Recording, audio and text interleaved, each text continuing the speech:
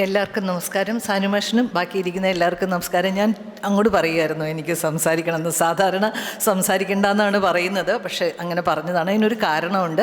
ഒന്ന് ആദ്യം ഞാൻ പറയട്ടെ, ഇന്ന് ഞാൻ 10 കുട്ടികളുടെ പ്രസംഗം കേട്ടു. എല്ലാവരും നല്ലതായിരുന്നു. നിങ്ങളുടെ ഈ പ്രായത്തിൽ എനിക്ക് അങ്ങനെയൊന്നും പ്രസംഗിക്കാൻ പറ്റിയിട്ടില്ല. പിന്നീട് എത്രയോ വർഷങ്ങൾ കഴിഞ്ഞാണ് പഠിച്ചെടുത്തത്. അതുകൊണ്ട് സമ്മാനം കിട്ടാത്തവർ ഒന്നും വിഷമിക്കേണ്ട. നിങ്ങളൊക്കെ ഒരുപാട് ഇനിയും മുന്നേറാനുണ്ട്. നിങ്ങളത് ആ രീതിയിൽ തന്നെ അത് കാണണം. ഒന്നാമത്തെ കാര്യം.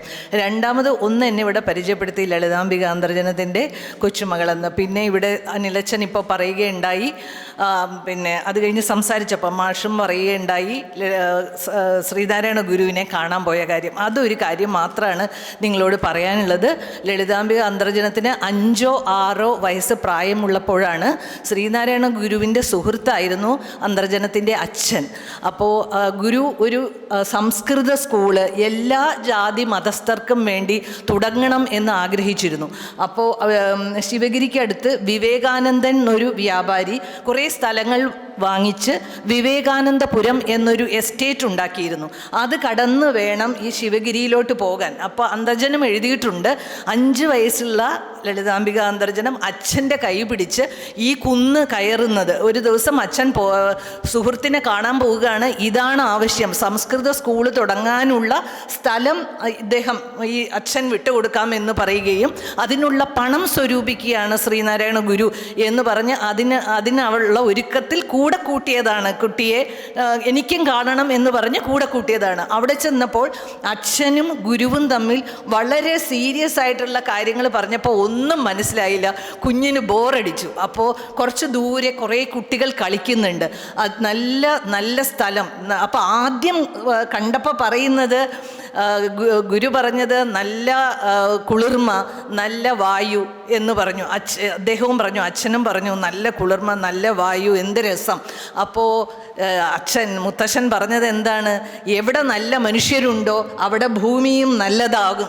ഭൂമി ഇത്തിരി മോശമാണെങ്കിലും അവിടെ നല്ലതായി വരും എന്ന് പറഞ്ഞു. അപ്പോൾ കുട്ടികൾ, പച്ചക്കിളികൾ ധാരാളം പറന്ന് നടക്കുന്ന ഒരു സ്ഥലം കണ്ടപ്പോൾ കുഞ്ഞിനോട് പറഞ്ഞു, അവിടെ പോയി കളിച്ചോളൂ, മോൾക്ക് ഇവിടെ നിന്നാൽ രസമില്ലെങ്കിൽ അവിടെ പോയി കളിച്ചോളൂ എന്ന് പറഞ്ഞു. അപ്പോൾ കുറച്ച് ദൂരെയാണ്, അവിടെ പോയി കളിച്ചു. കുറേ നേരം അവിടെ ചെന്നപ്പോൾ കിളികൾ ഇങ്ങനെ പറന്നു പോകും. കുറേ കുട്ടികളുണ്ട്. എല്ലാവരും ഈ കിളിയെ കൊമ്പിൽ പിടിക്കാനായി ചെല്ലും. അപ്പോൾ പിടിച്ചു എന്ന് തോന്നുമ്പോൾ കിളികൾ പറന്ന് മുകളിലോട്ട് പോകും. അപ്പോൾ കുട്ടികൾ വീണ്ടും ഓടും. അങ്ങനെ പലയിടത്തും ഓടി ഈ കിളികളെ പിടിക്കാൻ നിന്നു. കിളി താഴെ വന്നിരിക്കും, പിന്നെ മുകളിലോട്ട് പറക്കും. പിടിക്കാൻ പറ്റിയില്ല. കുറേ ഓടി തളർന്നപ്പോൾ തിരിച്ച് ഗുരുവിൻ്റെ അടുത്ത് വന്നിങ്ങനെ വിഷമിച്ച് നിന്നപ്പോൾ ഗുരു ചോദിച്ചു, പച്ചക്കിളിയെ കിട്ടിയില്ലേ, പിടിച്ചില്ലേ എന്ന് ചോദിച്ചു. അപ്പോൾ ഈ കുഞ്ഞ് എഴുതിയിരിക്കുന്നതിൽ എഴുതിയിട്ടുണ്ട്, എനിക്കൊന്നും മനസ്സിലായില്ല, ഗുരു എങ്ങനെ കണ്ടു, ഈ അപ്പൂപ്പൻ എങ്ങനെ കണ്ടു, ഞാൻ ദൂരെയല്ലേ കളിച്ചുകൊണ്ടിരുന്നത്. പക്ഷെ അദ്ദേഹം ചോദിച്ചു, പച്ചക്കിളിയെ പിടിച്ചില്ലേ? ഇല്ല എന്ന് പറഞ്ഞു.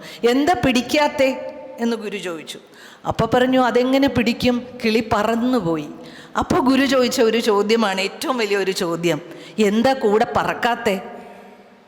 അപ്പോൾ ഈ അപ്പൂപ്പനൊന്നും അറിയില്ലേ, എനിക്ക് ചിറകുകളില്ലല്ലോ കൂടെ പറക്കാൻ എന്ന് ഞാൻ വിചാരിച്ചു എന്നാണ് പറയുന്നത്.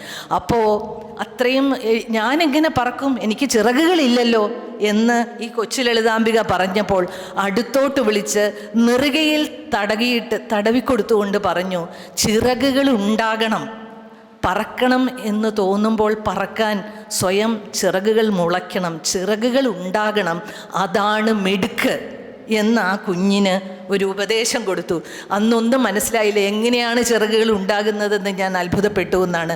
പക്ഷേ ആ എഴുതിയതിൽ അവസാനം അന്തർജനം എഴുതിയിട്ടുണ്ട്, ചിറകുകൾ ഉണ്ടാകണമെന്ന് പറഞ്ഞതിൻ്റെ അർത്ഥം ഇപ്പോഴാണ് മനസ്സിലാകുന്നത്. ഈ പച്ചക്കിളികൾ എന്ന് പറയുന്നത് നമ്മുടെയൊക്കെ സ്വപ്നങ്ങളാണ്.